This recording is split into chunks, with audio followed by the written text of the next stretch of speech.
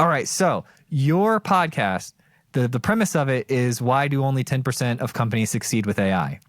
That caught my attention. I was browsing the internet on LinkedIn or something, and I saw this, why do only 10% of companies succeed with AI? That's how I found you and all of this and all your show, Me, Myself, and AI. And I want to know, like, is it really that big of a deal? You made an entire show about it? Well, I think you know how marketing works. I mean, I think that worked. We have to lead with some statistic that gets people interested.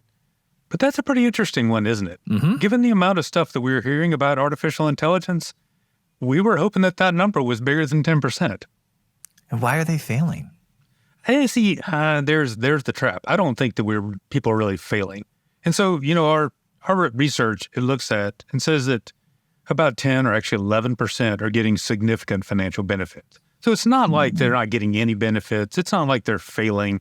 It's just maybe falling short of this, hey, AI is going to change everything that we're hearing so much in society. So it's not, don't cast it as failure. There's more than two options here. This is not Hobson's choice. That's funny. Yeah. So of these companies that are achieving significant returns and investments from this AI, tell me about those. Yeah. So we tried to look at, all right, given we have some have-nots and some haves, what's the difference? I mean, that's a natural question for an academic or for anyone to try to figure out those differences. And the first few are things that I think we would expect, right?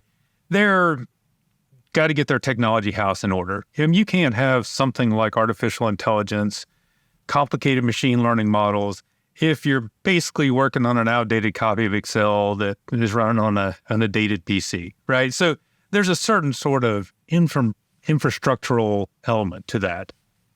And also there's talent. You have to have somebody use these tools here.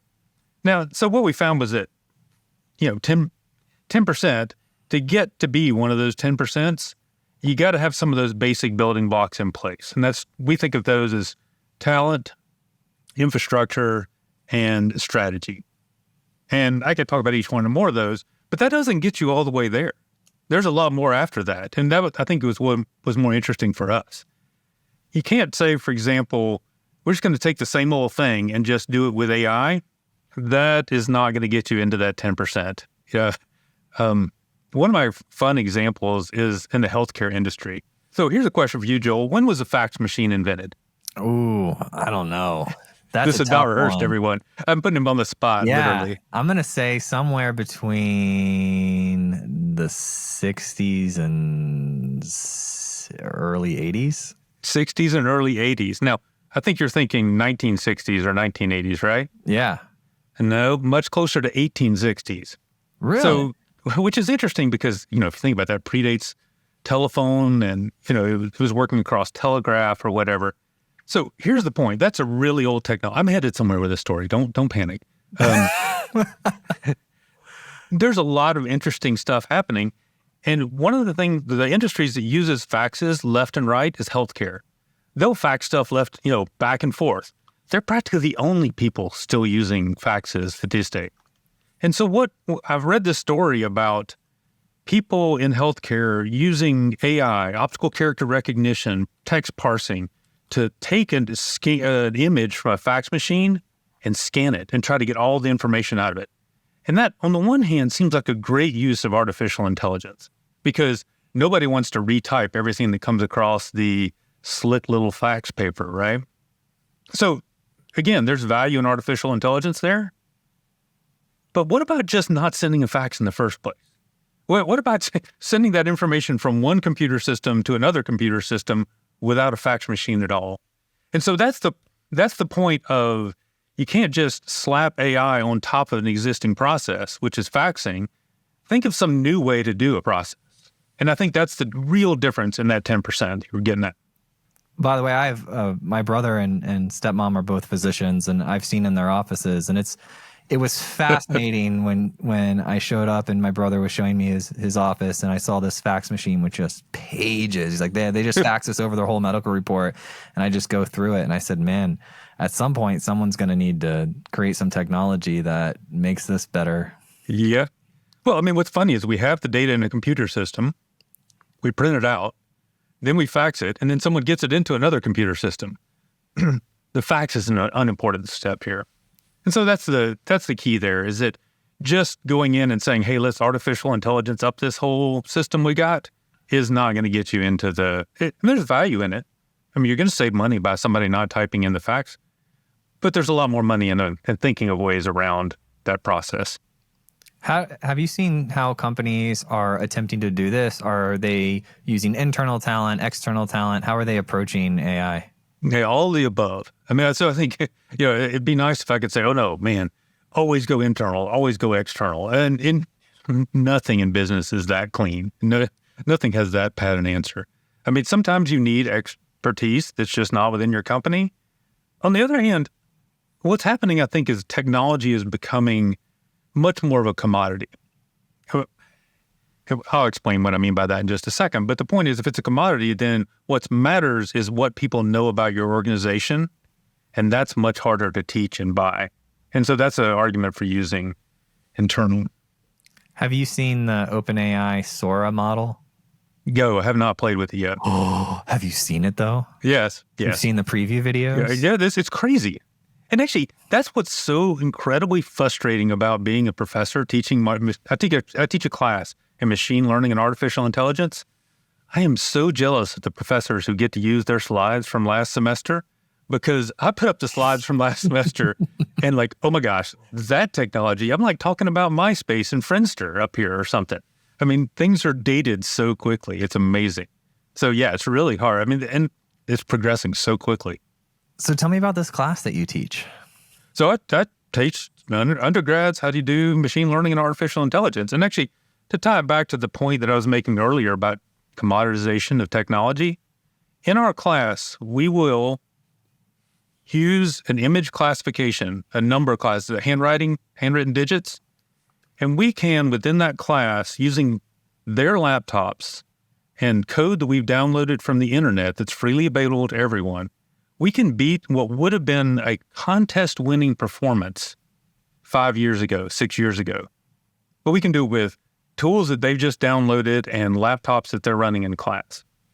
That's really incredible. And actually, I'd like to think it's because I'm such an awesome teacher, but it's really the tools. And they're just becoming so crazy. And just the image models, the video models that are coming out now are truly, truly amazing.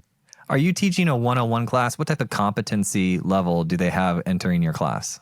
Actually, they have to know a little bit about Python. And we have an introduction to Python class, so they know about coding. But this is really much more about scripting. And what people find in that class is that so much of this is about getting your data cleaned up and ready. So you press go on the model. And pressing go on the model is just a matter of kind of waiting for it to do its churning. So much of that is again, built into scripts that are available to people. Crank it up right now. You got your laptop. I can tell. I can see it in front of you. Yeah.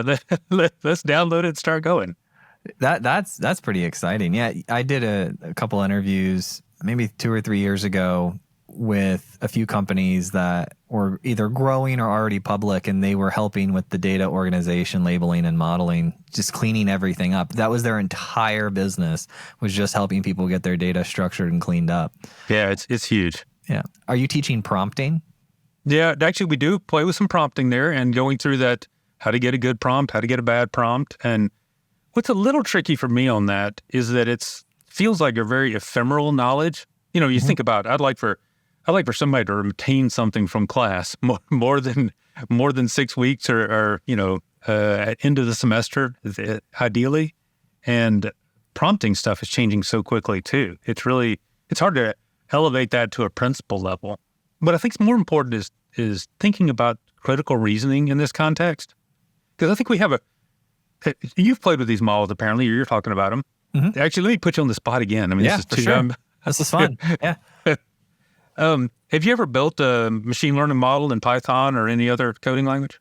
I have not. I've experimented with them, okay, but I have not built them. Have you played with ChatGPT or any of these other large language models? A significant amount of time invested in them, yes. Okay. We use them in the course of our business. I estimate it saves us about $100K a year at my company. That is huge. Yep. And what's huge about that is, I mean, the magnitude is pretty amazing. But what's huge about that too is that how accessible that is. Because I talk to people, and most people have not built their own ML models. But increasingly, a lot of people, practically everyone, is using these tools that are available now. And I think that's, again, towards that commoditization story that pretty much we're all going to need to know a little bit about AI. Yeah. When we started, the way it emerged at our company is obviously, I had been tracking for about 7 to 10 years. I'd been tracking the progression inside of models, the large language models, and what they were doing, because I saw them fairly early, and I said, well, this is going to be interesting. So I checked in on it every year. When it became, lack of a better term, public consciousness with GPT in February of last year, January, February of last year, what I wasn't expecting is how much the world split in subject matter experts between the people that are just like, they essentially shunned it and shut their mind off and put their head in the sand. It can't do what a human can do, or they did one prompt and they're like, it's not perfect, and they just completely disregarded the entire ecosystem. And then us, where, and to be honest with you, that is one of the paths I leaned towards at first. I was like, it's not that great. And then I saw some other people doing it, more advanced things with that. I said, well, I just don't know how to use it then correctly. And so I went back and I said, I'm going to go back and revisit this. And that turned into a phenomenal situation for our business. And we have a Slack channel dedicated to just what we're learning from GPT prompting. We pin specific prompts. We share knowledge between the producers on how do we get, like one example, and you might be able to tell me there's a better way. But when we start a new chat GPT conversation, we'll have these documents essentially that we paste into it to start. And then we can go from there. So we're like, all right, this is the baseline knowledge you need to put into the new conversation. And then you can ask it questions like this, and it's going to give you outputs like that. And so that's what we're doing currently to use it. But as I've started to see people come out with these custom iterations, essentially, I haven't explored those yet. Well, I think a lot of that's what the custom is doing, a lot of your documents doing, and just trying to do it at scale, right? Okay. You get a company and you say, okay, well, let's pre-train it for everybody. And so they have that information already within, or they have their specific knowledge. There's like 12 things cool in what you just said, though. Like, there's a Pew Research study that came out last fall, so it's already horrifically dated. But it says that the number of people that have tried this tool is phenomenal, and it breaks down inversely with age. If you're sort of post 65, very few people of those have played with the tool. Pew couldn't ask anybody less than 18, and 75% or so of those people have used the tool. And I'm just, based on my kids, if you went lower than 18, they're all over this tool. Mm-hmm. And that has really big implications about what changes in the future. And it's also how you use the tool as well. Like, I'll give you another separate example. So I wrote a fiction book, and I was 90% done. We were basically in the final editing in January, February of the previous year. So by the time GPT came out and publicly, I was wondering, like, is it possible to use this to help you with the book? And I had a couple hypotheses. I was like, all right, maybe if I put in, how could I use it? And to fast forward through all of the examples of how it didn't work, what I found it was really good at was helping me frame stories.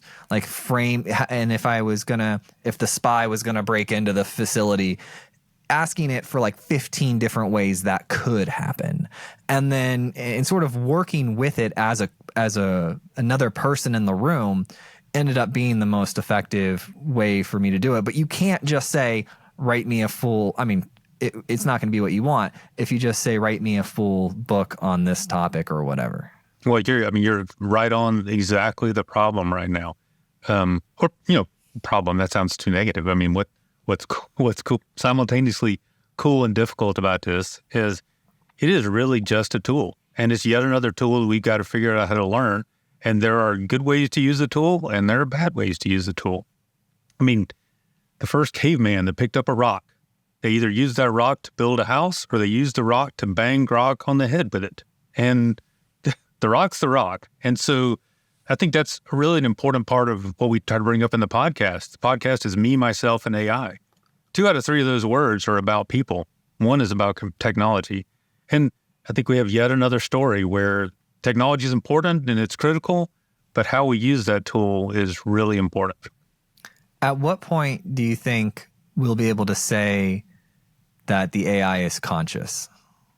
Yeah, this gets to a scary thing. Actually, we've had some of these same sort of arguments here. I mean, it's a slippery slope, isn't it? I mean, we're so terrible about, am I bald? Well, yeah, but what point did that happen? There were some thinning years, and calling these very finite yes and no things on a gradual slope is really tough. But I mean, you saw the same stories that I did about how, oh my gosh, it's conscious, it's sentient. It certainly seems that way, and certainly compared with a lot of people that you end up talking to, it seems a little more savvy than them, right? So. Yeah, and I went down the rabbit hole on this and talked to anesthesiologists and people who are really close to consciousness, and we don't even have good answers for what consciousness is. Is it a person? As a people. Exactly. And so I was like, wow, this is still an open, there's not consensus here. There's understandings of what consciousness is expected to be able to do to participate in society. But, well, that's one of my favorite things about artificial intelligence is you ask somebody for a definition and it typically has this shape. Artificial intelligence is blah, blah, blah, blah, blah, intelligence. And so, I don't know if you remember back in math days, that's a foul. You can't put the thing on the left side of the equal sign on the right side of the equal sign. So what we're really phenomenally good at is defining artificial. What we're really terrible about is defining that intelligence part because it's changing all the time. Well, here's my base argument for this. ChatGPT is smarter than people that I know. I'm going to see you pretend you're not looking at me right now.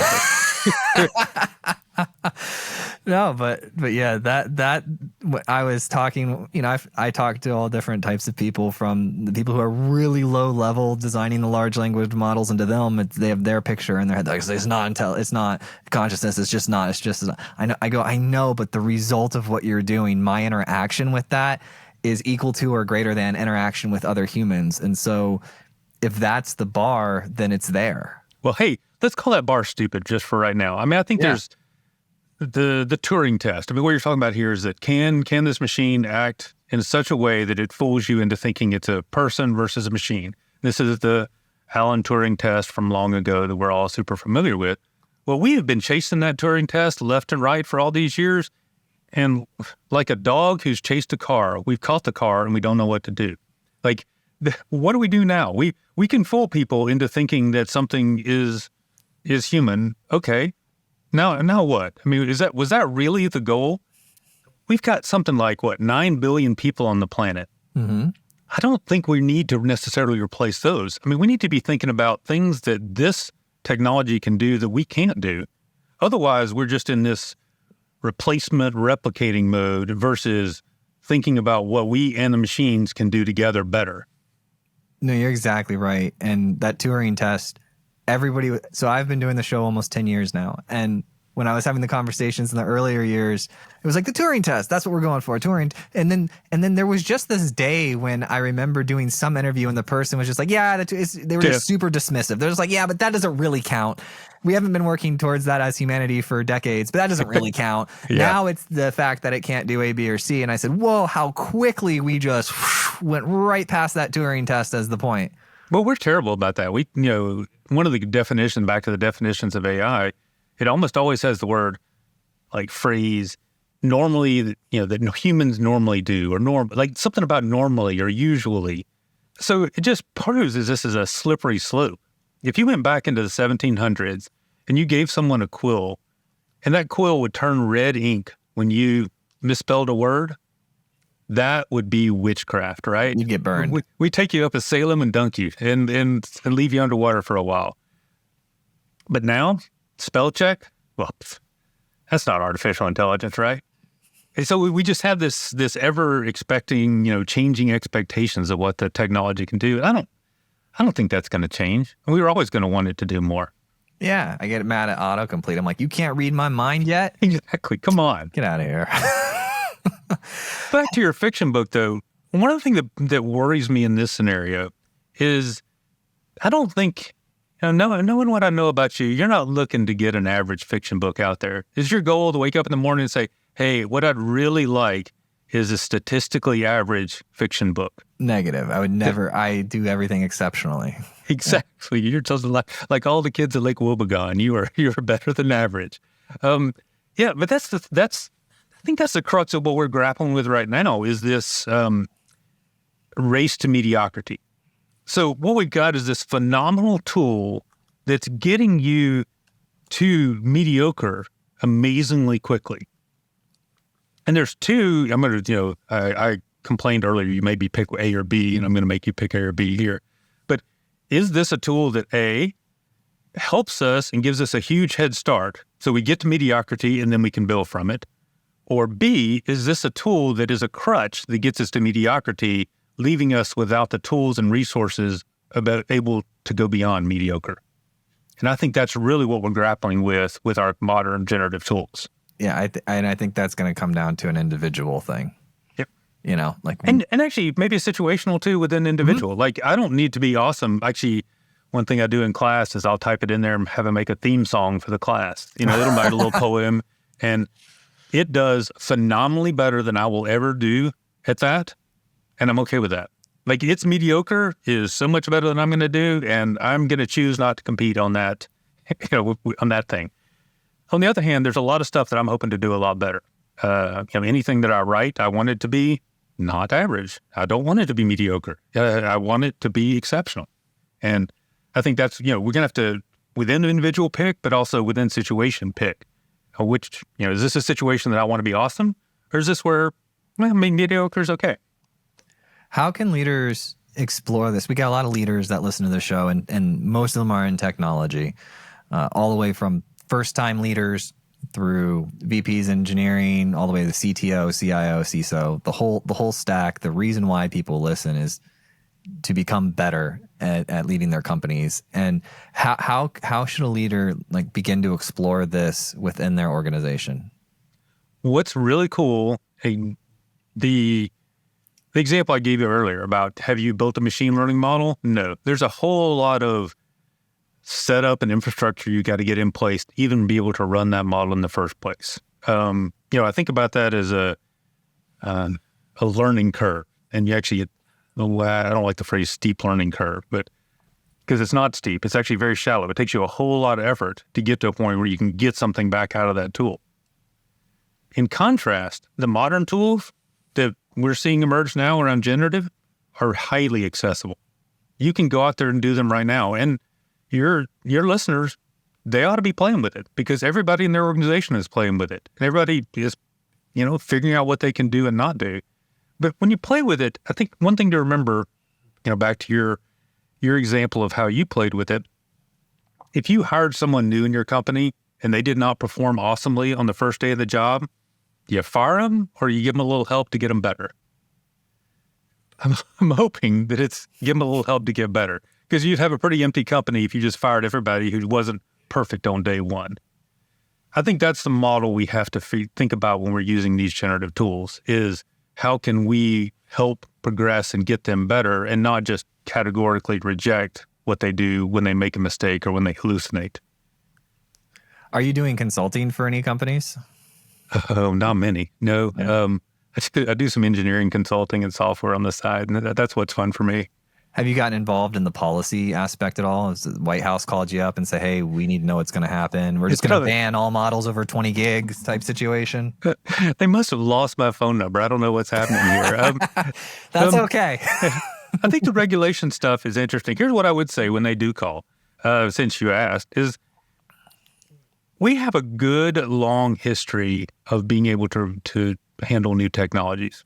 And we're treating this like it's a magical exception, and I don't think that it necessarily is. I'll give you a couple of stories. One is, in 1906, Upton Sinclair wrote a book called The Jungle, and it was about the meatpacking industry in Chicago, and it was absolutely disgusting. And what it did was it shone a whole bunch of light on a situation that was untenable.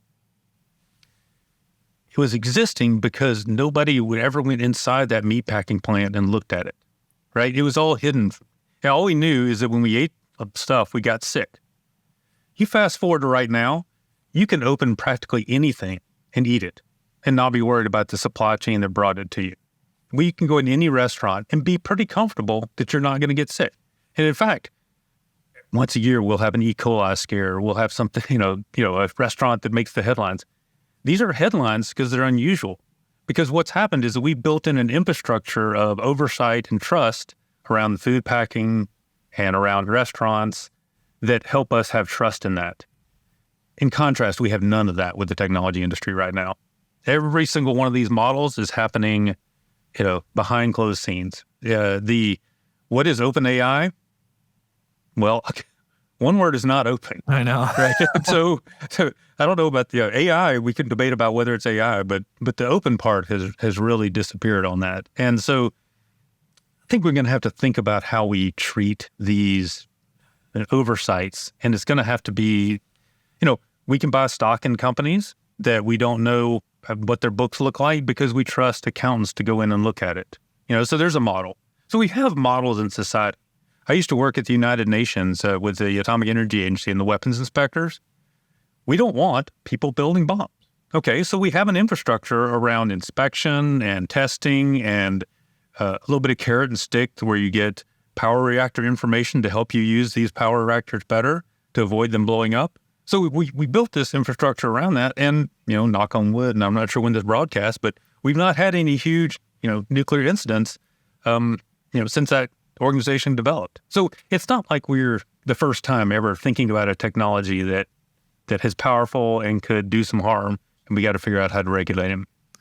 There is a unique aspect to it from those. So you got those two examples, the jungle and the atomic, and those are both, hurting or killing people, right? Those are some of the examples. But what about job loss? Like one of the things that I've thought, and first of all, I look back at the stories of the horses and the cars, the common ones, and the stories of the mail system. Everyone thinking that the internet's going to put the mail system out of business, but it's just exploded it because of deliveries.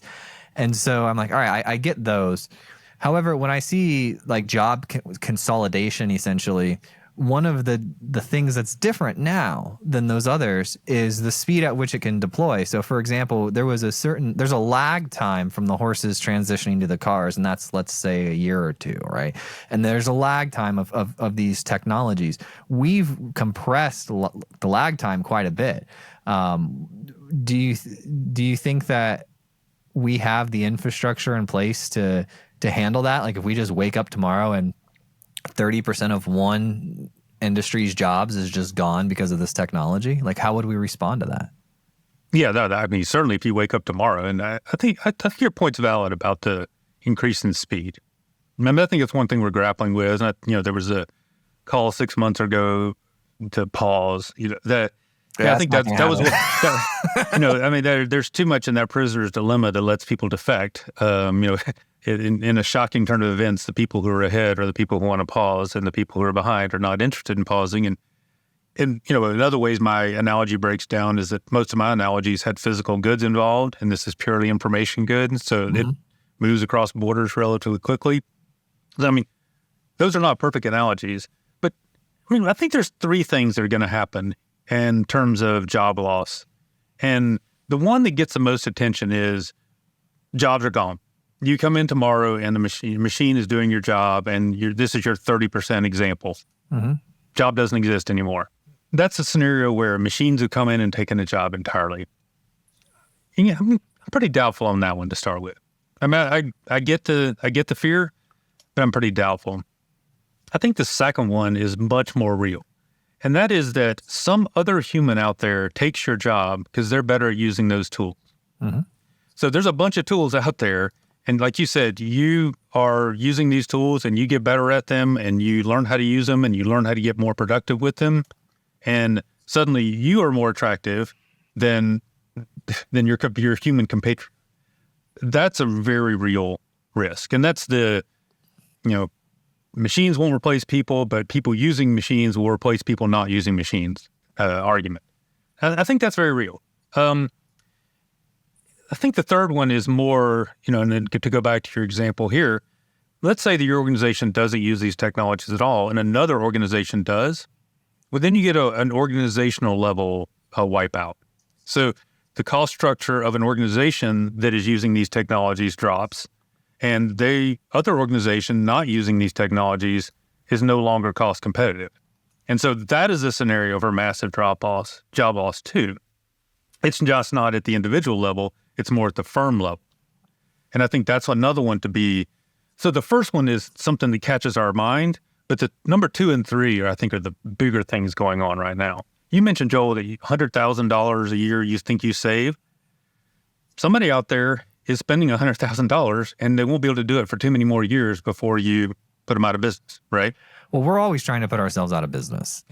Because, if you don't, somebody else does, yeah, right? Yeah. Well, it's like we're 7 years or so into this business, and obviously there's a hunger curve, right? You try to stay hungry the whole time, but you're never going to be as hungry as before you made anything of yourself. And so those people they're just looking at, unemotionally, they're looking at the marketplace, seeing what tools are available, grabbing them and trying to achieve outcomes versus like, this is the proper way to do it. And this is the best way to do it. And this is the way the subject, for example, Josh and I had these conversations a couple years ago, maybe a year or two ago, when the AI got so good for post-production audio enhancements that it no longer made sense to just go manually do all of this stuff. And instead you can just say, all right, AI is going to do that section of my workflow. And then I'm going to spend more time editing the conversation points and the flow of it. And so, but there are a lot of people out there that are still like, this is the right way to do it. This is the real organic way to do it. And all the real artists do it this way. It's like, well, look at outcomes. Yeah. Well, I think let's pull 2 points out of there. One is, most people are doing stuff that they don't want to be doing in their job, or at least some of it. I mean, for me, I get an email that says, hey, professor, I missed class. Did I miss anything? And my snarky response is always, nope. When I looked up and saw you weren't there, we just shut everything down. But no, I temper my snarky response. And, if I could have AI temper my response for me so I could write my snarky and then have it tone it down and make it friendly, or answering questions that are on the syllabus. That's something I do a lot, and I would not say I'm adding a lot of value there. We did a study a few years ago, and we asked people, hey, what do you think about artificial intelligence? Do you hope that it's going to do some of your tasks, or do you fear that it's going to do some of your tasks? 73% of the people said they hoped that it would do some of their tasks. 33% said fear. And I think that's where we are. Now, I'm not saying those numbers are not going to change as we get more general or more knowledge-oriented tools. Maybe those numbers change. But right now, we've got a lot of people doing stuff that they don't want to be doing. And that's probably not adding value. I'm not going to put people on the spot here, but I don't know about the post-production example. Is that fun work or not fun work? It may just be tedious work. Yeah, Josh, cleaning up real bad audio. Yep. Yeah, I mean, where it excels is in the audio that sounds like it was recorded in a trash can, and that's never fun to listen to or to work on, and it's much more rewarding just to have a machine do it because it sounds better. Yeah. So. And you can get to focus on what content and what's important there and what makes a difference. And the second thing to pull out of that you were saying, Joel, is that you switched from the word job to skill or task. I can't remember exactly what you said, but I think that's the way to think about it. Our jobs right now are this composite of hundreds of things that we do on a daily basis. Some of those are more amenable for computer, some are less. And we got to figure out where those are. And again, that comes down to management, because figuring that out is management. Figuring out where the ROI is for this task versus that task is the crux of managing scarce resources. You can't automate everything. I want to make sure we touch on Optimus. Have you seen Elon Musk bipedal robot Optimus? No. The actual robot? Yeah. Yeah. Okay, yeah, sorry. The thing walking around, folding laundry, things like that. Have you seen it? Yes. Actually, what do you think? I can tell you're excited about it. We're suckers for convenience, humans. And so the moment that you I would typically say, no, I'm not letting that bipedal robot in my house. But then the moment you say, okay, for $200 a month, your house is going to be cleaned all the time, be cleaned while you sleep or when you're at work or whatever it is. Your meals are going to get made. Your wife's going to be happier. Laundry's going to, everything's going to get done. You're living the life of Jay-Z right there, aren't you? Right? And I'd be like, yeah, my disdain for the dystopian future, but my love for cheap convenience they're at odds. What I think is interesting about that is it also speaks to our fascination with the biped. Like when people think about artificial intelligence, they immediately gravitate towards these videos they've seen of the Boston Dynamics dogs or these, and they all look like humans. I don't know who decided that was a good shape. Why is that why is that what we want to look for in a machine? I think there's lots of shapes of people, lots of shapes of things that would be more useful than people shaped. Now, I admit you might need some people shaped things to do jobs that were designed for people originally, but there's no reason to say that people shape is the right shape. And it gets us down into this humanoid robot thinking, which I think is kind of limitless in scope. You think it's the anthropomorphism? Yeah. We do it with dogs. We've been doing it with things forever, and we're just doing it with the technology now. Right. But there's nothing that says that that's the right shape. And I think that's where, back to the whole, why have the machine read the facts? Well, why have a shape that is the shape of a human? Just because there's some convenience of form factor in switching immediately from the ironing board at the height of me versus the ironing board that would be most optimal for a machine. But it won't be long before we switch to that. I wonder if those mirror neurons are partly to blame. We like things when they're like us, right? Exactly. Yeah. Uh-huh. Yeah. Oh, wow. What other, so I think one of the interesting things about this interview is in almost every section of questioning that I had for you, you brought up a completely new thought that I hadn't thought about. That's a lot of pressure now. I like you. I like you quite a bit. I was really surprised with when you talked about the threat being the organizations that use the technologies out competing in a free market, the organizations who aren't. That's going to happen. They're going to collapse because That's not even far-fetched to think about. No. And again, we get so focused on that first example that we lose track of the 2 and 3 that are going to spank us in the backside. What are you learning about? I just want to talk with you just about professor stuff for a minute. Mm-hmm. What are you learning about this next generation? How long have you been a professor? More than a decade? Gosh, yeah. Mm-hmm. Okay, 15 years. What's the trend that you've seen in changing with the students coming in? Okay, that's something. No, man, you just let me lay down on the couch and talk.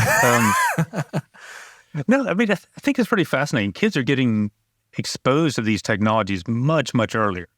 And so you think about what that does to us in education is that it means that people are coming in with a set of skills that they didn't come in. That we, in theory, used to provide those skills, and now they're coming in with those skills. So then the question is, what do we provide? Now, can we build on those? And so I think there's a shift. And I think we can address the shift. But what I'm more sort of fascinated by is the dispersion, is the variance in that. So what I mean by that is that we have some people who've gotten super curious about technology and come in and are just amazing and on top of things already, and I'm not sure what I can teach them, right? On the other hand, we also have some people who seem to be, getting further and further. And so what it means is that bell curve that we think about teaching to is changing. A bell curve is really nice in class if it's tall, because what that means is it's narrow. Because then I, in class, can talk about the same topic, and I'm going to bore 2 or 3, and I'm going to lose 2 or 3. But I'm going to hit that sweet spot in the middle. But when that thing spreads out, then I'm more in trouble, because I can still cover the same sliver, but then my tails get bigger, and I lose more and more people, either through boredom or not being prepared. And I think that's actually what I'm most excited about with artificial intelligence right now, because I think it can help with that. We've spent so much time thinking about what we can teach the machines. That's back to your, the Turing thing we were talking about earlier. Can we teach this to be like a human? Can we teach it? And that's with us in this, I am the knower of all. I am the presence which knows and bestows knowledge upon everyone. And that is just a bad mindset to be in, because it positions me as the giver of knowledge and students as the empty vessels to receive them. And there's a whole line of research on this. But what I'm excited about artificial intelligence is being able to meet people where they are. Like, ideally, we would have one-on-one teaching, but it just doesn't scale. To what degree can we actually use artificial intelligence to help us learn? And I'm not saying teach the machines. I'm saying have the machines help us learn. If you think about something like, go back to your example of, the ironing and Jay-Z, if Jay-Z wants to get, fit and have a personal trainer, he's got a personal trainer on staff constantly, ready the moment that he's ready to exercise. Whereas me, when I peel myself off the couch, chances are there's not a personal trainer hanging out and waiting. But introduce technology into this. And we've seen Peloton, and I'm sure others, I don't want to particularly shout them out, but Peloton has a device that sits in your room and it can say, you call that a plank, buddy? That's not looking so, or I thought we said 12 push-ups. That looked a lot like 6 to me. Or, so these things that we can have the machine, it probably is not as good right now as a personal trainer, as an individual human personal trainer, but it's there, available, and it's customized to what you're doing at that moment. I think that's very exciting. I don't know if you use something like Duolingo. The goal of Duolingo is not to translate language. The goal of Duolingo is for you to learn language. It's for most people to learn English. You can have customized language instruction at scale. It knows exactly what you know. It knows exactly what you don't know. It knows what you're good at, knows what you're weak at. We can have human improvement that could be phenomenal, and I'm very excited about that. And, you think about how you may have learned language growing up. You may have had a teacher who, through years of experience, learned good ways to teach, but how did those good ways get propagated? With Duolingo, if they figure out something that helps people learn faster, they can scale it across the world tomorrow. And that's pretty exciting.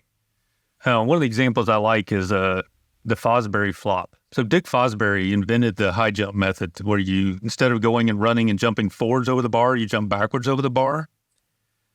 In about 2 years, the whole world, high jumping world, switched from forward over the bar people to backwards over the bar people. All right, this is related. I'm not going on a tangent here. You think about, there's companies putting sensors in ski boots, and they're monitoring in real time how you're skiing. What's going to happen is that somebody's going to invent some crazy way of skiing that does better, performs better in some way. I don't know what it is. They're going to record it. And the next day, their engineers are going to look at it. And then the next day, it's going to be in the advice that everyone else using that device is using. Does that make sense? Yeah. So we have the ability to push out what we know at scale quickly. Again, these are ways that humans can be better. And I think I'm super excited about that. Yeah, my kids use Simply Piano. Have you come across this application? You go. Mm-hmm. And they have really mastered how to break it down so I can put a 4-year-old or a 7-year-old in front of that thing, and it'll hold their attention while teaching them step by step how to play this piano. It's fantastic. That stuff is amazing because, again, the goal of that tool is not to play the piano or even to play music. The goal is to help you play music better. Mm-hmm. And I think that's just an untapped resource that we're really only getting started thinking about what we can learn from the machines.